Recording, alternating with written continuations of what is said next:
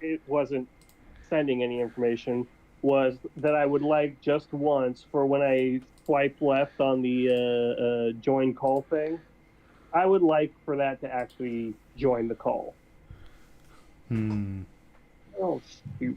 That's not what I thought you were going to say when talking about swiping left. Actually, now I think about it, you swipe right to join the call. I wonder if swiping left gets rid of it. Which way do you swipe for casual sex? I don't even know. I don't know. Yeah, my note. Ooh, did you have time to write a thing? I did. Yeah, here we Oh, go. you Okay, did. All cool. right.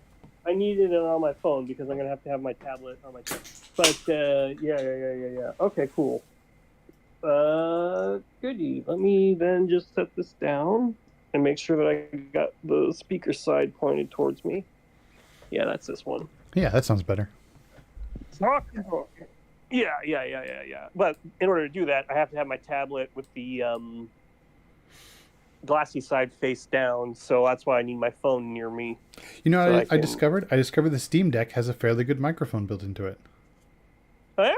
So you could switch to desktop mode, install Discord, and then run it off that. Yeah, I could. I don't know.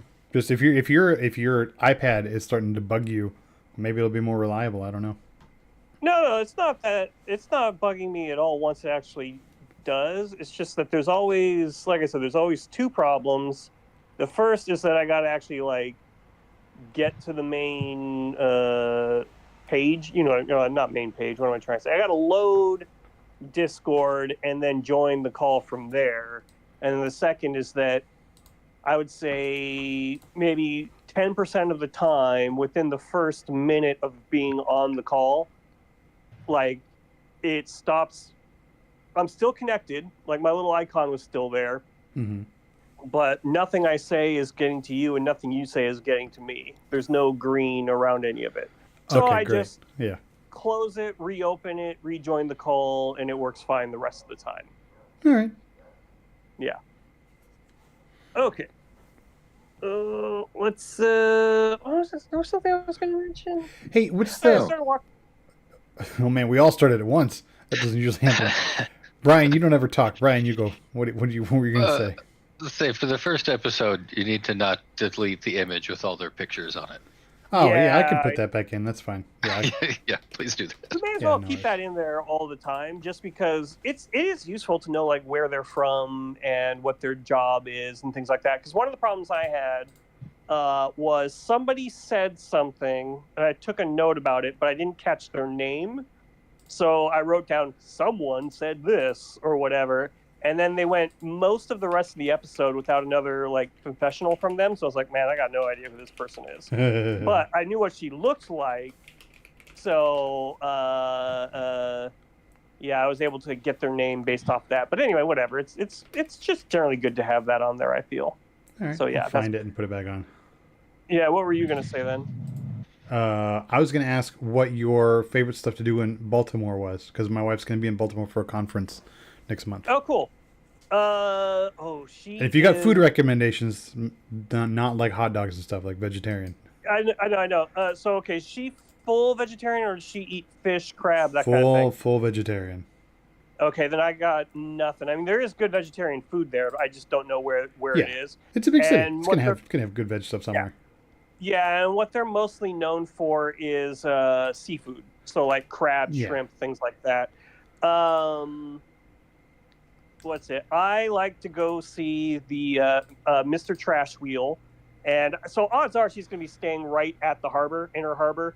That's near the convention center. And so the Inner Harbor is just a real nice place in general. Okay. But like, actually, if you just search for Mr. Trash Wheel, it'll show you like in your little map app, and it's near like the Inner Harbor itself. So there's 4 trash wheels throughout the city, and the easiest one to get to is the original one, Mr. Trash Wheel, and it's just like a little piece of civic infrastructure that is in the middle of like a creek that pours into the Potomac River, or actually technically the Patapsco, but it doesn't really matter. And it's just like it's this neat little solar powered white dome thing where like all the trash that would go from the entire like watershed flows into it, and Yeah, this instead is of going cool. into the bay, it goes directly into this thing. And they thought, well, this is really neat, we like this, but it's just kind of ugly, so they added two googly eyes to Yeah, it. it's And awesome. yeah, I yeah, went to and MrTrashWheel.com and yeah, yeah, it's you can great. see the whole Trash Wheel family. I love the Trash Wheels. I have seen 3 out of 4 of them. Gwenda the Good, what is it called? Gwenda the Good Wheel of the West is Too Far Away, and that's also the newest one. The others are like a long walk. What's it like? Professor Trash Wheel is a short walk away, but kind of out in the middle of nowhere. And then Captain Trash Wheel is geographically not that far, but to get to it, it's kind of obnoxious and annoying how far it is. I love this. I love it. So, I love this so much. This is yeah, perfect. they're wonderful. But the thing is, Mr. Trash Wheel is right there in the heart of the city, and so like it's a big walking area, and it's near like a bunch of, well, I was gonna say a bunch of bars and stuff, but I don't think that's really her thing. But like, so you can go visit it, and then like it's probably going to be right by her hotel. If does she drink? Yeah. Oh yeah. Okay. So the drink that I like there, that's like you can get these, or like you know what I mean, you can get all the drinks as normal. But the drink that they like is kind of their thing is called an orange crush, and it's not the soda. It's vodka, triple sec, a ton of crushed ice, and and orange juice. That fresh squeezed orange juice. I could go make that right now if I wanted. Yeah, you could. Yeah, It's you hella were good. asking for drink recommendations the other night. Here you go. Right. Yeah, I make a it's like I don't like having all that stuff around my house all the time, so I make a very stripped down version of it, which is just I put like a couple ounces of vodka into a and also I think some Sprite is also a key ingredient to it. But like, so what I do is I just pour like a can of Sprite and like 2 ounces of vodka, and then stick an orange flavored popsicle in it, and let the popsicle melt, and it's real good. But yeah, orange crush, real good. The other things that they're known for, so like she won't like these are the meat, like they're kind of meat things. So like pit beef is really good. Pit chicken was really good.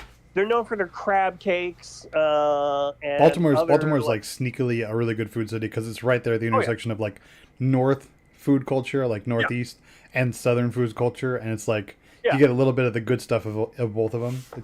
It's sneakily one of those really good food cities, like Houston too. Houston's also one of the underrated food cities.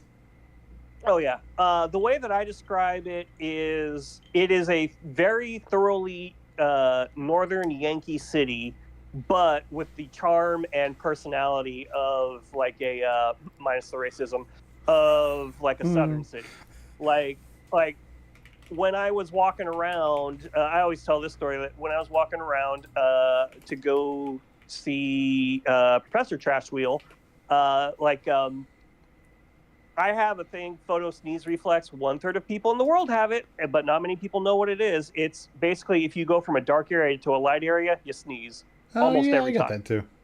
Yeah. So I was going from the shadow of a very tall building to crossing the street where the light was, and I sneezed, and the guy maybe 10 feet ahead of me, who was the only person on the street at the time, he's like 10 feet ahead of me, like without breaking a stride, twists around, just like, "Hey, bless you, man!" And then turned back and just kept walking. I was like, "What a nice, how friendly."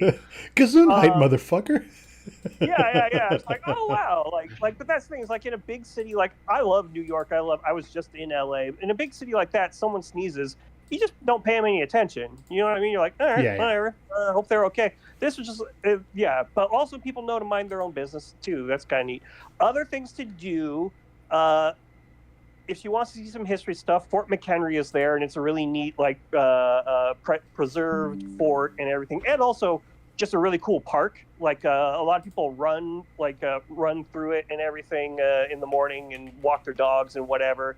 But then also there's like a national park there where they have the fort and they raise the flag and things like that. That's fun if you're a history nerd. If you're not, there is the Baltimore Museum of Outsider Art. That is, I actually haven't been to it. I keep meaning to go, but I just haven't gone to it. But that's apparently like one of the coolest things there, and I got to go see it. I don't see that, but I searched for it and it gave me African Visionary Art Museum. It might be maybe like they renamed. changed. Yeah, it might be renamed. I know that I've heard of it as called like the Outsider Art Museum, but like they may have changed it to something more akin to that. Yeah, actually, that's strange. I would have expected it to be. Yeah, whatever. It's kind of. I'll take a look afterwards, see if it's the same one, because I know roughly where it is. Because like what you do, so what's really neat is they're called the Charm City Circulators, and they are bus lines that are kind of infrequent. They're about a half hour to 45 minutes, but they're completely free. And so you just get on it, and the one that goes to Fort McHenry goes down there, and it passes right by the Outsider Art Museum or whatever it was called. And it passes right by it. So like, okay, cool. Okay, so I'm reading Outsider Art Museums are a kind of museum, and the African Visionary Art Museum is an outsider art museum. Oh, okay, that makes sense then. So yeah, probably that's what it is. Edgar Allan Poe's grave is a short walk away, and it's cool. I like it. It's one of those things you kind of go and you see it and you're like, all right, cool, I saw it. And you know what though? Walk away. There's like I know people go and visit graves when they go places, and I'm like, okay, that's not really my thing.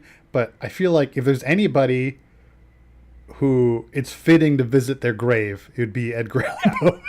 Well, also, so like the church that he was buried in, or the churchyard that he was buried in, like at the time it was kind of out on the outskirts of town, but as cities grow, now it's like right there in the heart of downtown.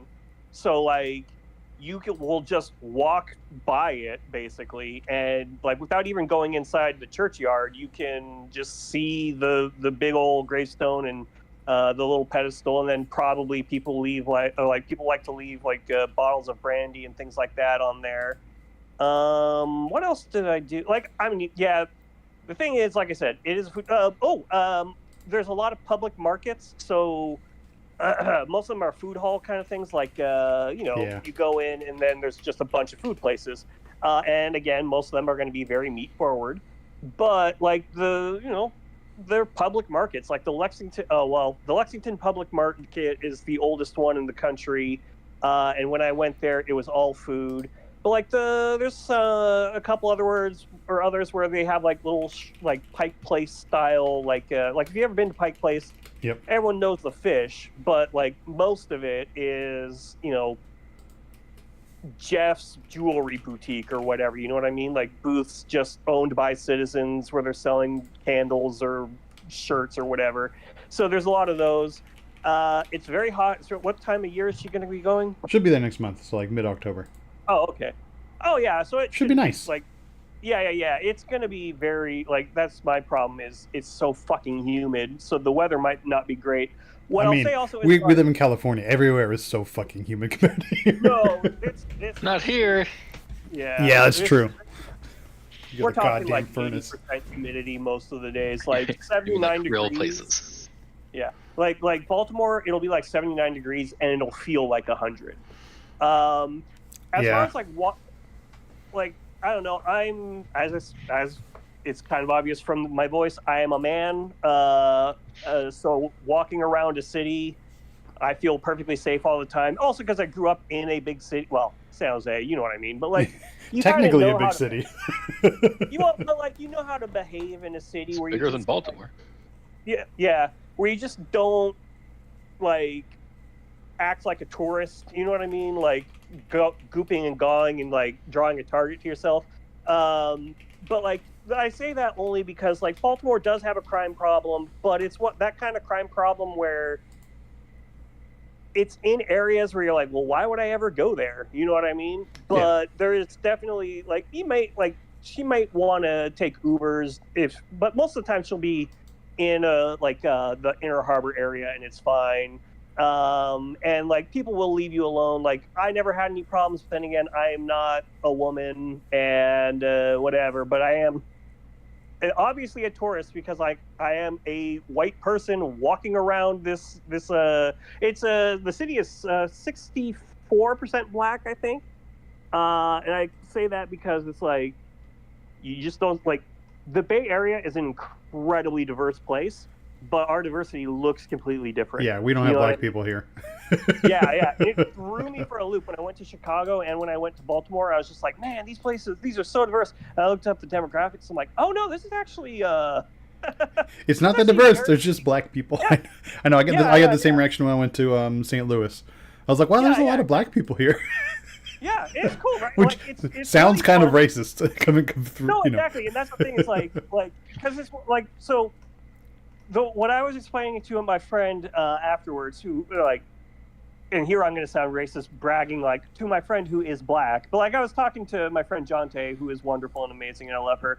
I was talking to her, and I was like, yeah, like it was cool going there and seeing so many black people, and like my reaction not being like being like, oh, cool, there's a lot of black people here. And then that was it. Like, you know what I mean? Because as like a white liberal, there's always that thing that like that, you know, have you ever seen the movie Guess Who's Coming to Dinner?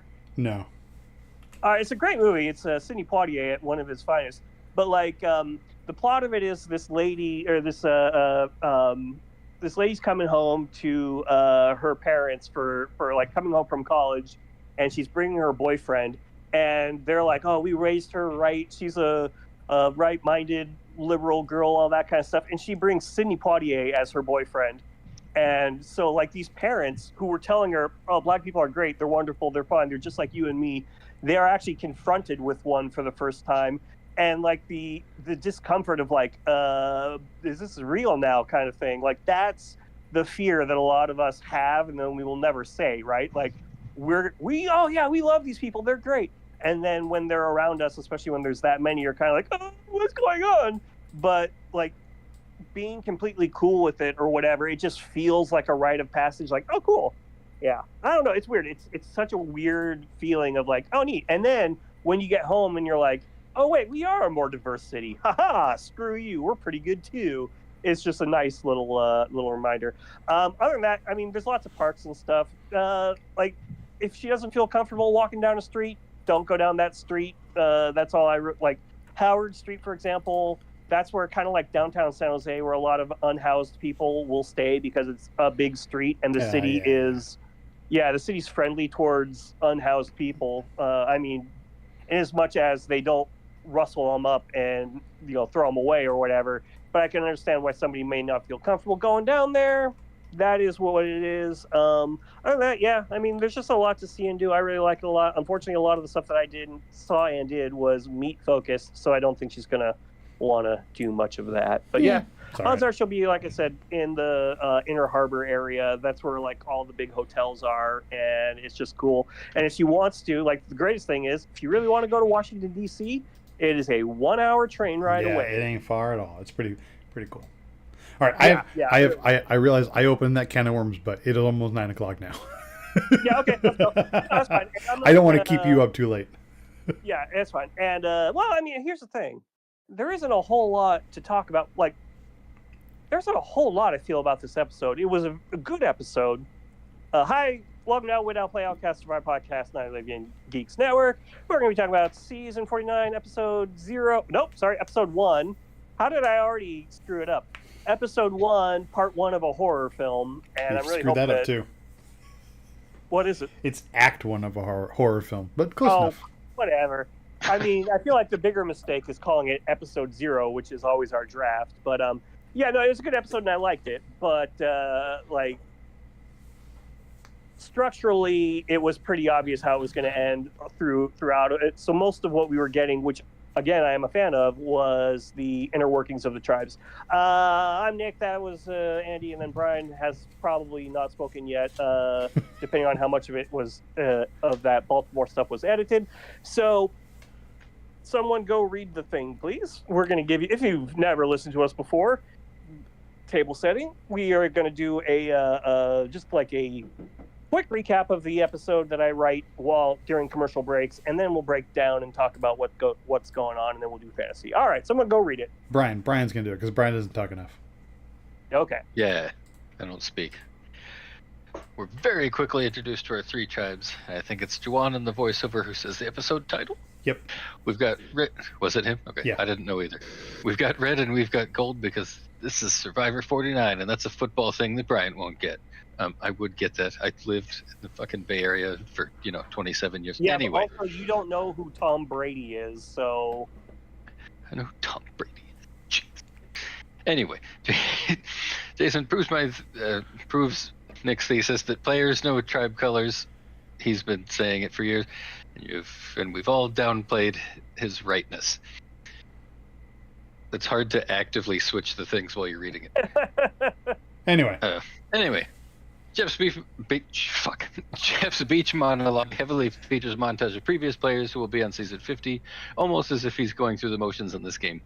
We get the traditional opening challenge for supplies, and Hina blasts puzzle with ease. Yulia is unremarkable. Jake is physically insane, but their teamwork is meh. They overcome a good deficit, though, so there's potential there. Hina's vibing. They're flush with success from the initial supply win, and even Christina's bird phobia doesn't get them down. How do you say that one? Kayla? How did he say it? Kella. He said Kella. Like Hella, but Kella. Oh, Kella. Oh, yeah.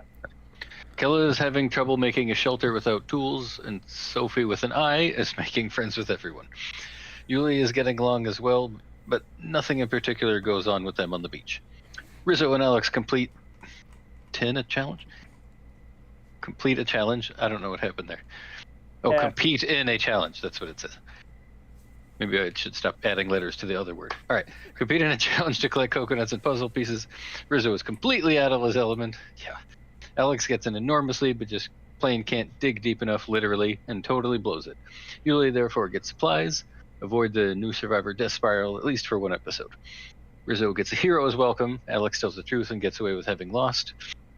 Alex, Jake, and Sophie with an eye start an alliance, and Annie paints a target on her back by looking for advantages. But mostly by, not joining them when they all wanted to talk together. Yeah. But Alex creates a secret alliance with her, so she's going to last a lot longer than she should. Juwan, Savannah, and Shannon set up an alliance as well, but Savannah is highly skeptical of the woo-woo yoga pseudo-spiritualism, so it remains to be seen how real that alliance is. I agree. Kella struggles to get the snake ball portion of immunity, but once again mounts an impressive comeback only to fall short and lose. Hina's good vibes continue onto a first-place win that gives them shelter-building tools. Kella's communication is a disaster, and it's Nicole who will pay the price, but at least she went home with both her shoes. Kella begins the death spiral. Yeah. Okay, we got Sophie with an I and Sophie with an E, and I like both of them. Well, a little less so Sophie with an E because we didn't get to see very much of her. Yeah. But that said, one of them has to go just so we can stop saying Sophie with an I and Sophie with an E. Isn't one of them called Soph? I think Sophie with an E they called her Soph. I don't know though. Yeah, we'll pay more attention to that next time, and one of them will become Soph, and the other will be Sophie. Yeah, their last names aren't helping either because I won't remember which one is which. No. Yeah. They sound too close. Not a mnemonic, but the way that I remembered it, Sophie with an I is the young entrepreneur, aka unemployed woman from Miami, and Sophie with an E is the one on the tribe that's winning. Yeah, that's why we don't see her, because her tribe's winning. Yeah. So that like I said in the thing, Hina really is vibing, but Steve is savvy enough to realize, like, yeah, we're vibing right now, but that's because we haven't had to vote anyone out. It's like we said, or I've said at least a lot of times, every alliance is super tight until they have to, draw blood. You know what I mean? Like, anything can happen until then, and that's like once everybody has, stuck a knife into Caesar, that's when they're an actual alliance. That's why the blue tribe is Kele. They have all stabbed the same person, and they are now, all right, we're blooded together, we're bonded, we're good to go. Yeah, but I still don't know if we know. Like, that's the thing. People go around and they talk about, oh, I feel like I could trust you, and oh, yeah, I'll tell you everything, Final 3, blah, like, they say all these things. But they don't know until they have to figure that out in real time. And I think because Nicole did so poorly, not only in the challenge, but also in the scramble part of it, like, I feel like they still didn't get tested. It was just kind of universally known it was going to be Nicole. So I don't even know if I trust that they have, you say blooded, but I don't know. Like, there's been no test to their trust. And I think it could have been when Annie was like, oh, maybe we should get out Alex. And Alex was like, I came to you and I thought we were buds. Yeah. Like that didn't get tested because Nicole did so poorly. That's true. For her, because like she had the attitude of someone that I think if they could have gone a lot further. She definitely could have gone a lot further if they hadn't been voted out, obviously, or if they hadn't lost that first immunity challenge. But like, I feel like her ability. Well, I was gonna say I feel like her ability to read people was pretty good, except that it clearly wasn't, because as soon as Jeremiah said, well, it's down to 2 people and one of them feels super safe or whatever, she should have known, okay, I am definitely one of those 2 people. Now, I may be perfectly safe, but I should play my shot in the dark because... Yeah, I couldn't believe she didn't play it. Yeah, because like it's just one of those basic... Like, you remember a couple seasons ago, there was a player who did this, and at the time I was like, why would you do that? And then you guys calmly and passionately explained it to me. I was like, well, I feel like a moron. Where the player realized, yeah, like I wasn't sure if it was me or not, so I decided I was going to play it, and if it was me, great. If it wasn't me, then they didn't need my vote anyway. Like Nicole should have realized, yeah, either it's all 5 people against me or all 5 of us against Annie, so I should just play my thing, and then there's 4, and then I can deal with the fallout afterwards. And that's easy fallout to get through. I mean, I would say too, I can't believe Annie didn't do it. Like, they were very obviously saying, we got to do tribe strength, we got to keep it strong, know, and we got to start winning challenges. Like, the language they used made it very clear it was either going to be Annie or Nicole, and I couldn't believe that neither one of them played it, because whichever one it was, I feel like everybody's telling you it's going to be one of you 2. It's very clearly going to be one of you 2. And on the off chance that you are mistaken and it is going to be you should play it. Because there's, so 1 in 6 chance on a 50-50, but like the downside is if you feel like, maybe I'm okay, then you get voted out first. Yeah. Which like also, I don't know. I was going to say why vote Annie, but like, because that's the other thing. Why, if she's... I know she's like, okay, well, if they're all voting Annie, I'll vote Annie too, because I don't want to throw a random one into the wind and vote somebody out. True. I mean, I get why you would vote Nicole first and then Annie. It really is like for the 1A, 1B, which sounds really sad when we're talking about who to get rid of first. But it's true. Like, both of them, you can tell they're not... Like, we talk from time to time about, like, don't worry about strength. You got plenty of strength, and it's usually a puzzle. But like they said, Nicole kind of biffed it on all of the puzzles too. Like, she had a good attitude about it. She wasn't like, man, you guys, you really let me down or anything. She was like, yeah, I didn't do great on that. So but like, it is kind of thing of like, well, what do you really bring into the table? Unfortunately, sorry, you're gonna say something.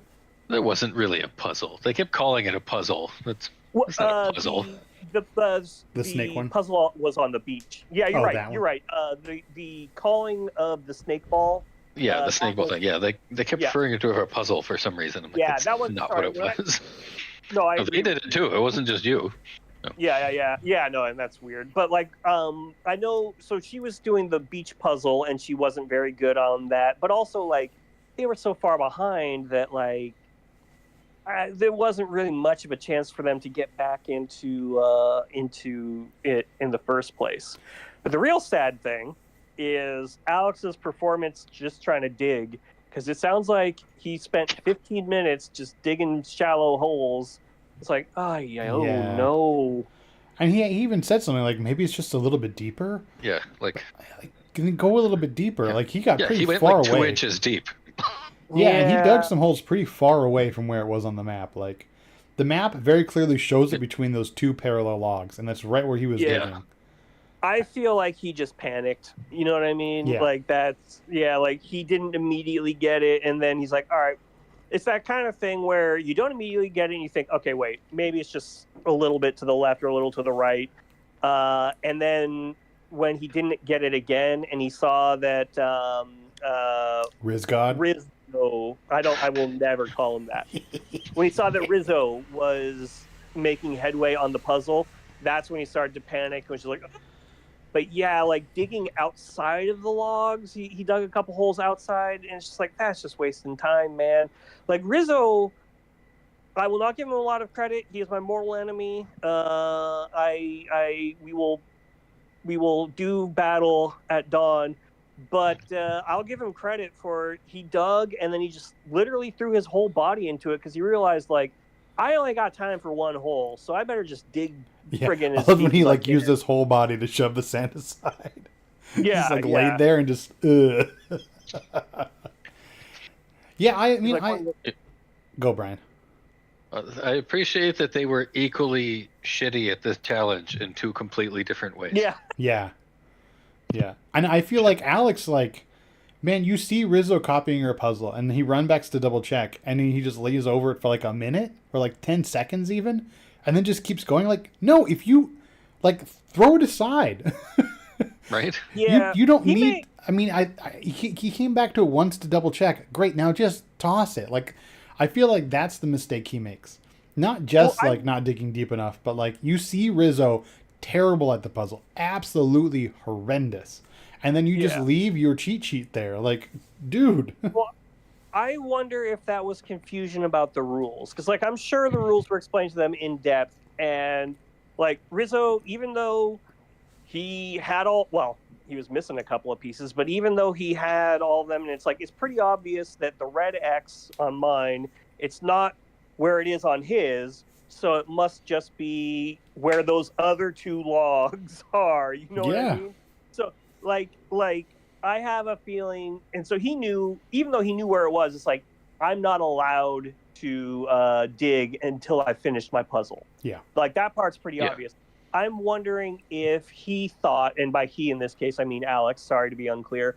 I'm wondering if Alex thought, my puzzle has to be intact the entire time. If that was his thought process. Like, it's pretty obvious now in hindsight to us, and probably because Rizzo mentioned it, that, like, he should have shattered it or something so that Rizzo couldn't copy it. But, like, I wonder if that was even possible. Yeah. I don't know. Yeah, and I mean, I was here nor there on Riz God. And even when he won, I was like, that's cool. You know, he didn't give up. He kept going. That's fine. This is like... Yeah. But I don't see that as being special on Survivor. Everybody who gets cast for Survivor is the kind of person who would keep competing. Right? Like... I don't believe casting is going to cast that many quitters, maybe one or two a season. And they're people who quit because they didn't bring their vape pen or whatever. Right. But what made me, I know I drafted him for the memes. But what sold me on liking him is when he was crying and he was like, I wish I could hug myself, but that's weird. I was like, okay, but that's adorable. Yeah. I was like, okay, the Riz God thing's really cheesy, but this guy's adorable.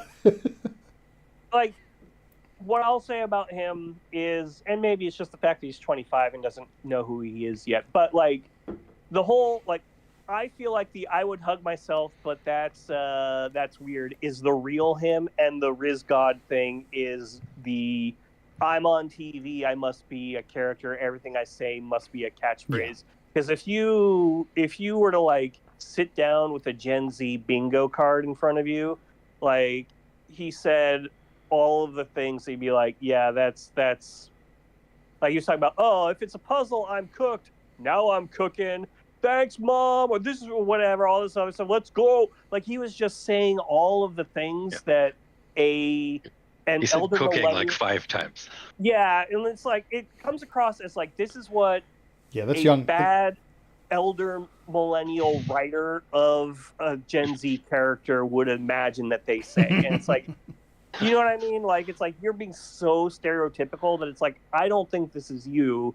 So, but the I would hug myself thing or whatever is, I think that's the real him. And if the real him comes out more often, I'll be into it. But yeah, the whole Riz God thing, I'm like, ugh. Yeah. No, I like that moment. That I wish I could. Yeah. I was like, okay, I'm in. I like him. Like you're saying, that's when you see the guy under the Riz God stuff. Yeah. And you know, Riz God's like his gamer tag or whatever. Yeah. That's him when he's trying to be cool.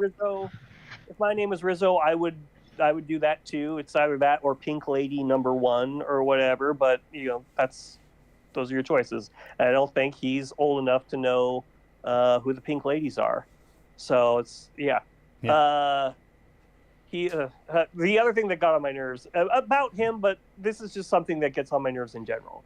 And I say this with love in my heart, is the way that he was like, I can't believe I'm the first Albanian American to be doing this. And I was just like, oh my God. And then like 10 minutes later, Jeremiah says, I'm going to be the first male Taurus to win this game. And I'm like, everyone needs to shut the fuck up about I did not even I don't have any concept of when Taurus is on the calendar, and to know with that, like Jeremiah knows there's been a female Taurus who won, right? Yeah. He knows that, so he would be the first.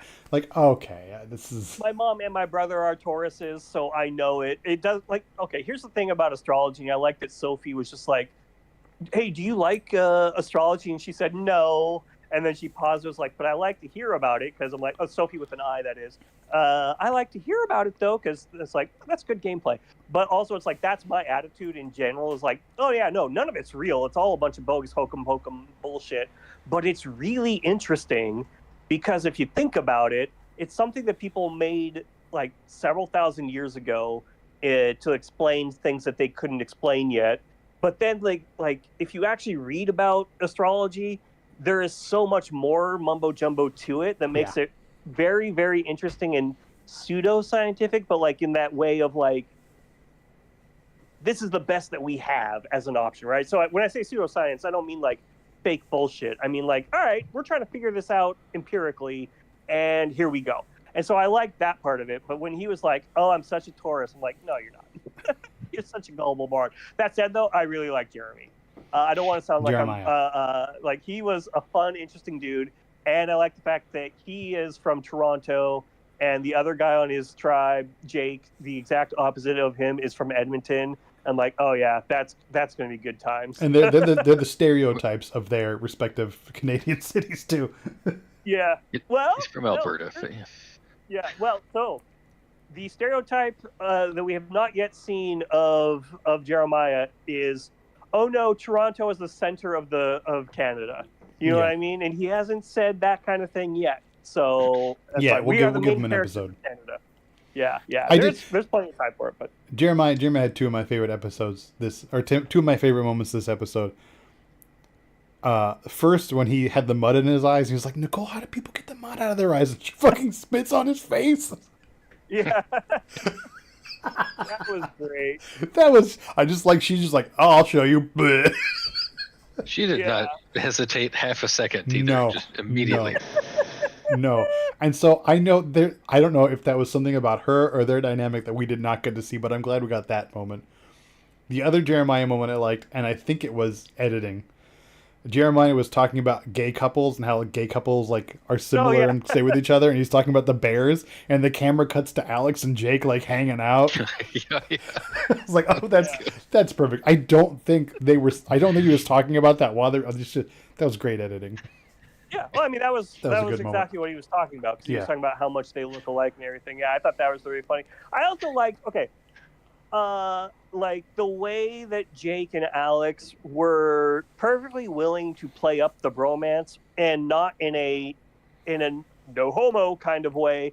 The closest it came was when Jeremiah said hey, is it going to be a problem if you work with me?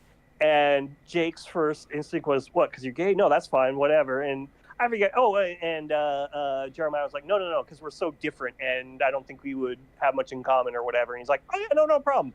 I do definitely feel that he because he's such a meathead, and in my opinion, kind of a lovable lunkhead. Like so far so good. I'm liking him a lot. Yeah. Like he would have to deal with the you are very much an alpha male. You probably have a problem with me or whatever. And it's like, nope, I don't got a problem with you. You're fine. And he worked with them just fine. I really enjoyed Jake and Alex holding hands and skipping off into the woods. Like that was great. And I feel like that's okay. Here's the difference between them and Rizzo. I feel like that was a thing that they, as two adult men, were doing for their own amusement. Whereas Rizzo, as a young 25-year-old person, I think that the stuff that he's doing is for the camera. Yeah, maybe. I mean, Alex is only 27, so it's not like Alex is so much older and wiser. Yeah. Oh. So young because somebody got rid of the photos with their ages and occupations. It's in the notes. It's back in the notes right now. It's been there since the beginning of when we were talking. Yeah, well, it wasn't there when I was watching the episode. Now, was it? Sorry, I didn't have it. Do you want me to print it out, laminate it, and dump it under your door for next week or something? You can have it with you while you're watching. What I would like for you to do is put a big red X over the face of everyone as they're voted out. I'm gonna laminate so you can do it with like a dry erase marker. I'll bring one. Yeah. But this means you're gonna have to finally give me your address. Oh no, I'm pretty sure I have. No, not yet. Every time I've asked, it's like I've talked about getting Brian a joke gift, and then I asked you, and you said that's privileged information, and I don't deserve it. Oh yeah. I mean, I hope everyone realizes that's a joke. Just like I'm not really in a feud with Andy's daughter. Speaking of trust, though, one of my other favorite moments was Savannah in a confessional saying, "My strength is how I build trust," and it immediately cuts to her lying about her job. Yeah. It's like, oh, okay, no trust. Normally I'm like, it annoys me when people lie about their jobs. And we've covered this in the past. Savannah gets a pass and Nate gets a pass. Savannah, because her job is not newscaster or reporter. It is former reporter, and now she works in something else. So that's perfectly fine. Because, that's all. And it's not like she's famous. Like when Gary Hogaboom was like, I am a contractor. It's like, weren't you the quarterback of the Dallas Cowboys? That's one thing. I mean, she was a newscaster in Atlanta, but like, I don't feel like most of the people in the world are going to know who she was. Yeah. The other person is Nate.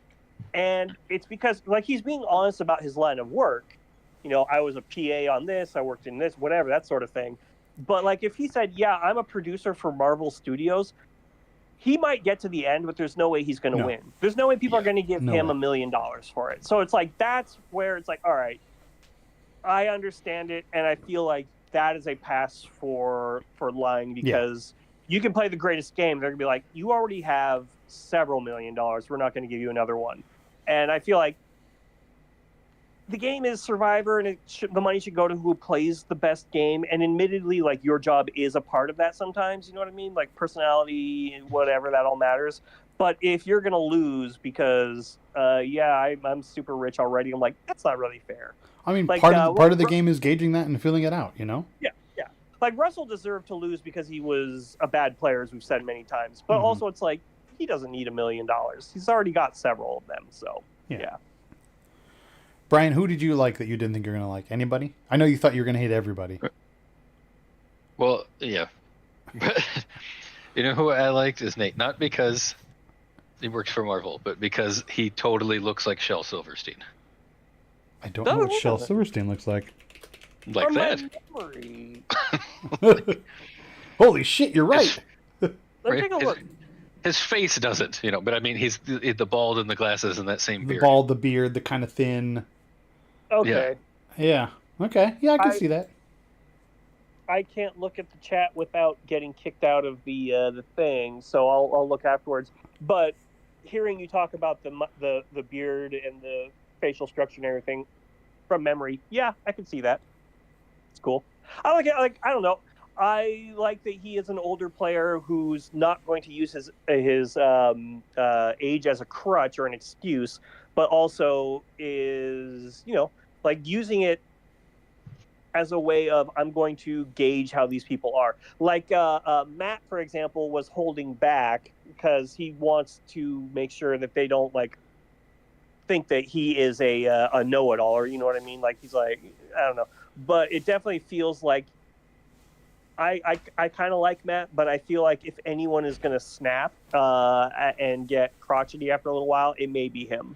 Yeah, I don't know. I had a good vibe on Matt from his pre-show interview stuff, but like the thing is, like, there's two kinds of older players in this game to really reduce it, right? There's the older player who's like, all of these people are younger than me. I can't interact with them. I don't understand their language. I don't know. There's a barrier, there's a gap, and I can't bridge it. Right? And I feel like Matt kind of did that, right? They were talking about Jason being a professional gamer, and he was like, so does that mean streaming? Right? And they kind of just moved on from there, and then he kind of shut down. He pulled himself back. And like that's the opposite. If you don't know well, Jason, tell me about that. Like what were those competitions like? Like if you don't know, it's still fine to engage. You don't have to know the language. You can be like, that sounds fucking cool, dude. Like you competed in stuff. Like what was the prize like? How many people were entered? You know, like the idea of competing is universal, whether it's, you know, esports or in-person sports, and everybody kind of knows a bit of that language. Like that bridge, that gap is not a reason to retreat. And I think Nate's doing okay because they call him dad and whatever, but he's not using that as a reason to retreat from his tribe. He's like, all right, and just kind of rolls forward with it. And he's like, I don't want to keep this reputation the whole season, but I'm not going to fight it or use it as a reason to stay away from them, you know? Yeah. It's a good read. Who's the other older player? Let's see. Annie, yeah. Well, she didn't do very much. I'm sorry. I say she didn't do very much, but what I mean to say is like she was not exactly active, and it looks like Alex might be taking her as a GOAT. I hope that's not the case. Like, I don't want to sound like, oh, I don't like Annie. What I'm saying is, if she gets to the end, I want it to be because she made some sort of move, even if they don't recognize the move. She at least did something. Not Alex took her along because, well, I need an older person to act as my meat shield. I'm saying I don't like Annie. Who's the older woman who got carried along? Sue. Yeah, there's a couple. There's been a few, and so it's like it's annoying. Like my problem is I just don't like when people who are good and interesting and doing stuff get voted out instead of somebody who is just kind of there because they're a little bit older or whatever, or like they're perceived as weak and can be used. Like I'm fine with Nicole going instead of Annie because I think that they have the same arguments for and against them, and then it's like, all right, whatever, it's fine. So yeah, but just in general, I don't know. Yeah, that is one of my complaints about the modern game is how useful it is to have a GOAT to bring with you. Yeah. And it's like, I understand from a gameplay perspective how it's comfortable to do that, but like there's always a turning point where you have to get rid of the GOAT and you have to play outside of that comfort zone. You have to get rid of that safety net or whatever, you know, because she might be your GOAT this week and she might be somebody else's GOAT in 2 more episodes, you know, like it's really tough. And there's only 3 people that make it to Final Tribal.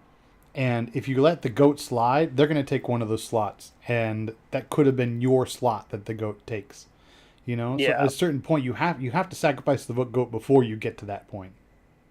Yeah. Like, if I'm ever on it, and I never will be, but if I'm ever on it, my only philosophy is going to be, 1, just have some fun out there. You know what I mean? Just have some fun out there. And 2, no GOATs. No GOATs. I'll vote you out if you're a GOAT.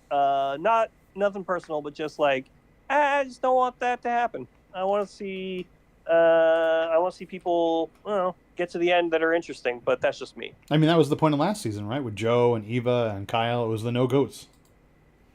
That's true. That's what they were trying to do. Yeah.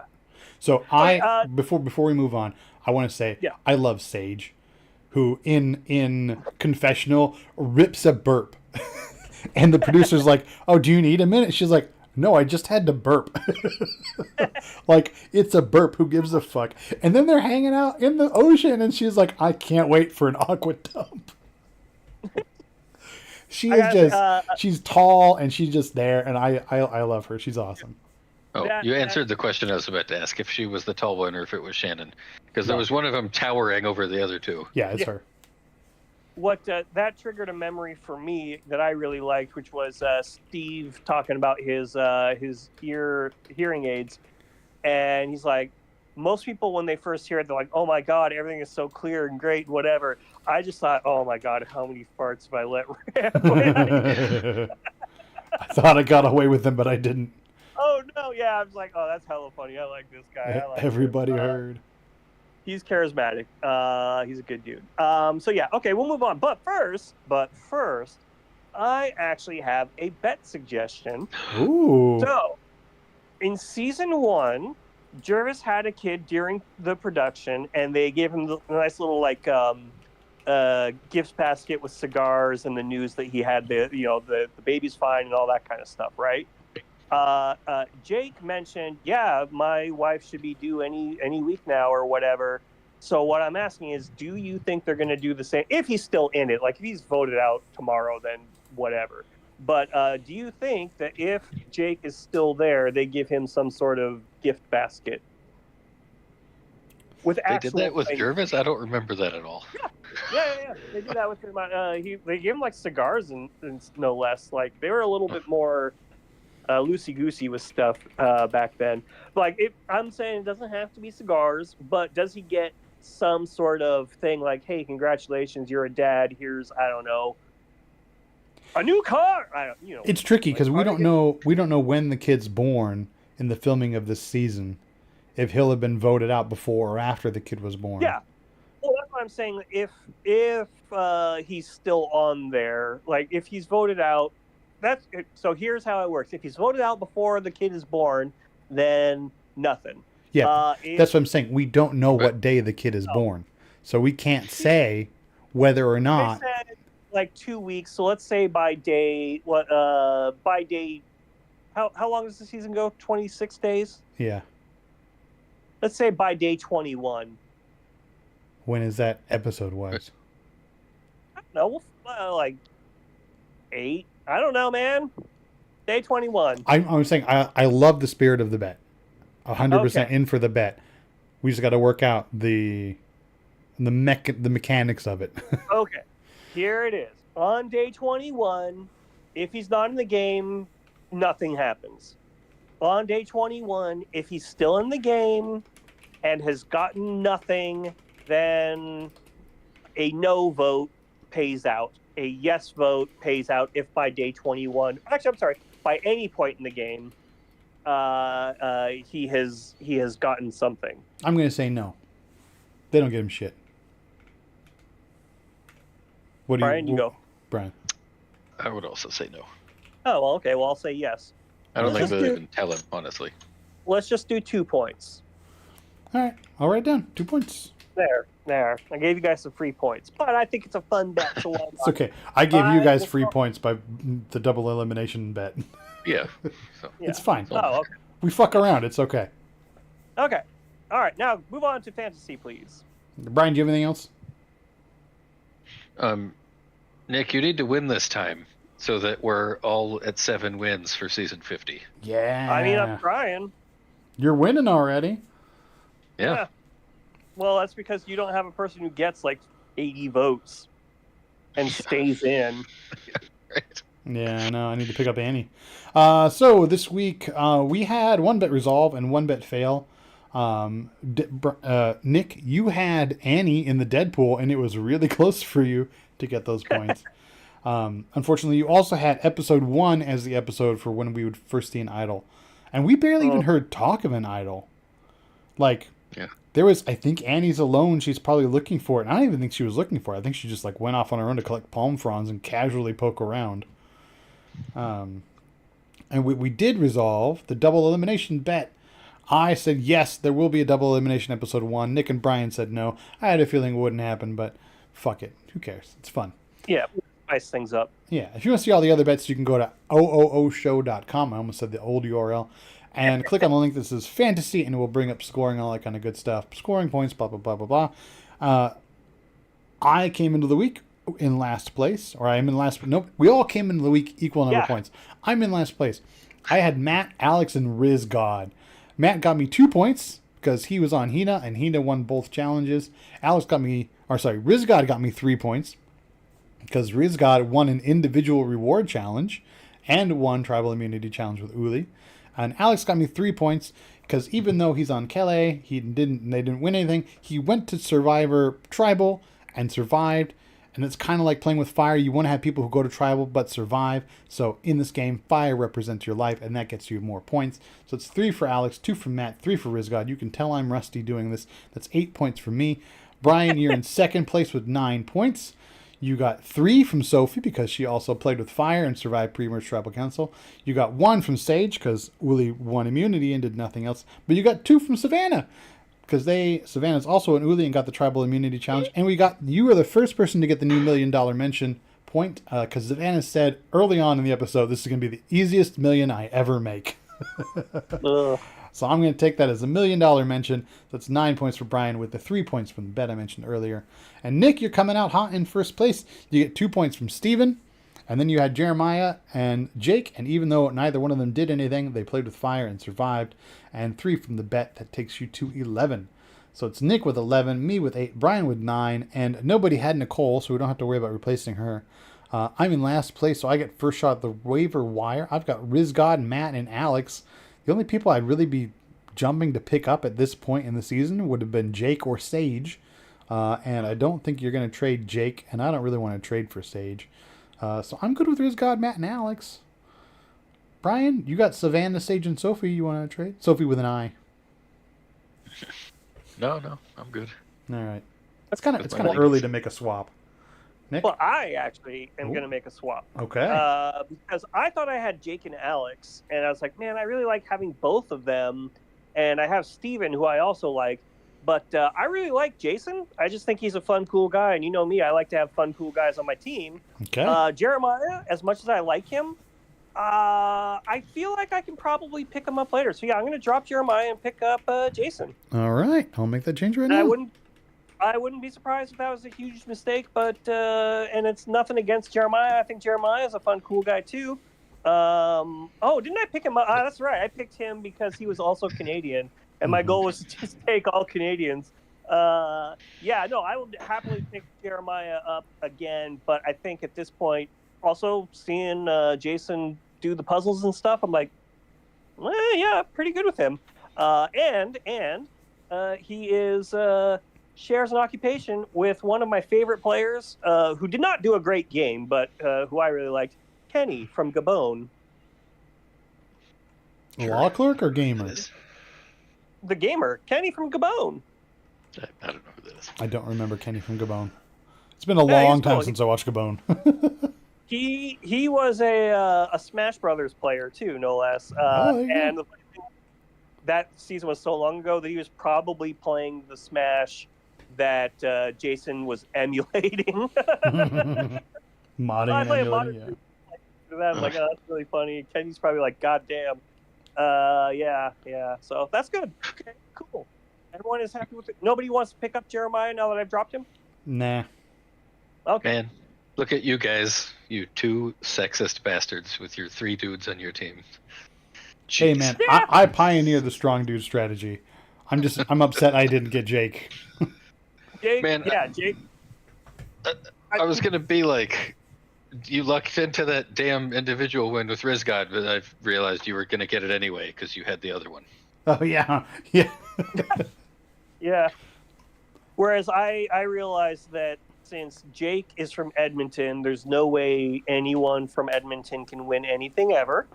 And Jeremiah's from Toronto. If it weren't for the fact that Marianne was also from Toronto, I would say no one from Toronto can win anything either. But, well, she did, so there you go. Oh, before we finish this off, I do want to say Alex mentioned like 6 times that he worked on Capitol Hill. He's obviously proud of it, and he should be for being that young and having that position on Capitol Hill. That's awesome. But it made me look it up. He is the communications director for Representative Jan Schakowsky from Illinois' 9th District. I had to look it up. I was like, he's mentioned so much that he worked there, and then he talked about the representative he worked for. I had to find out. And she seems pretty awesome. She's like a gerrymandered part of northern Chicago, but it's mostly like Evanston and Skokie. In case you're You are curious. such a stalker little nerd. He mentioned so much that he worked on Capitol Hill for a congressperson. I'm like, I have to know who the fuck it is now. You won't shut up about it. It's his own fault. I'm not gonna lie, I was interested to find out who, or to like, but I was like, I don't really care. There was I googled his name and congresswoman, because he said congresswoman, and it brought up some like Capitol Hill like insider person like magazine talking about people and where they do and what they do, and saying he's gonna go play Survivor. I was like, okay, fine. It wasn't that hard. Okay. It was not that stalkery, I promise. It was on the first page of results. She is 2 weeks younger than my mother. There you go. See, it's got that mom boss woman energy. My mom was born May 11th. That is cool. Okay, well now we are done. So now that we all know your mom's birthday. We all know my mom's birthday. What was her maiden name? Her maiden name, thankfully. You don't know the names of my pets. Yeah. All right. Okay, we are good to go.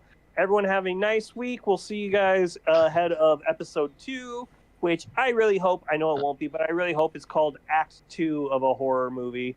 But yes. Man, I was trying to see Nate Moore's net worth to see if he is actually rich for being a Marvel producer. And there's no information about his net worth, but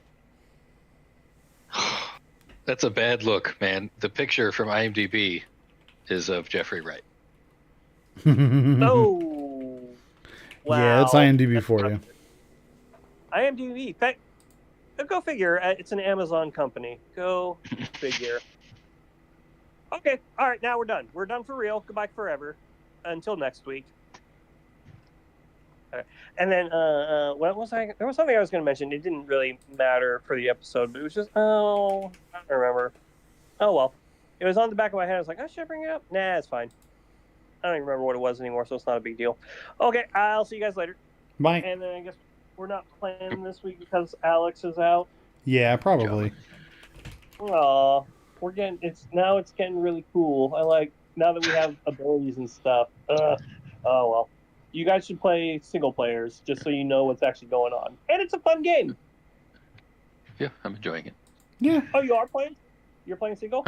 No. I mean, I haven't yet. Oh. I enjoy the game. You enjoyed the game. Okay, yeah.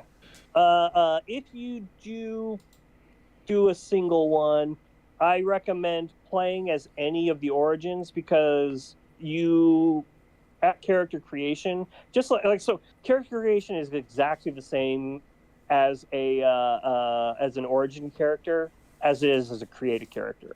And so that way, like, you get to experience their story, as opposed to just like the generic version. Because it's just like in Baldur's Gate 3, where all of the origin characters have a cool like story, and if they're your companion, then you experience it. But if you are if you're playing as them, you get more and cooler stuff to do. And more importantly, unlike Baldur's Gate 3, you get to hear their cool voice, even if you're playing as them. Because like, that was the one sad thing about playing as Shadowheart in our Honor Mode game. I never got to hear Jenna English's voice. Yeah. So the average salary of a Marvel producer is $119,000 a year. So he's not crazy rich. He does have a couple executive producer titles, which will help. Yeah, that's salary. He probably might get some residuals for whatever, blah blah blah. And if he started as a PA and then eventually, there's a chance he may have been lying about that. But was he a producer? Was he a producer on Spider-Man 2? Or because you mentioned, or was he actually a PA on it? Spider-Man 2 is not on his IMDb. Okay. So probably a PA then. Yeah, because I remember in our draft episode you mentioned Spider-Man 2. So yeah, so he's definitely he worked on that, but yeah, but he also has exec producer for Civil War, exec producer for Black Panther, exec producer for Falcon and Winter Soldier. Like, he's got a few exec producers in there too, which is that's the bigger money. Yeah, and also I feel like with those, he's probably getting royalties of some sort or whatever. Yeah. So he may, quote unquote, only be making $200,000 a year. Because let's say, like, that's the average. You know what you said? You said like 100 some odd. But like, I feel like if you've been around since phase one, like you've been there long enough that you're not an average. You're making more than that. Yeah. So let's say he's, quote unquote, only making $200,000 a year, which is, more than we would make in 3 years individually. He's probably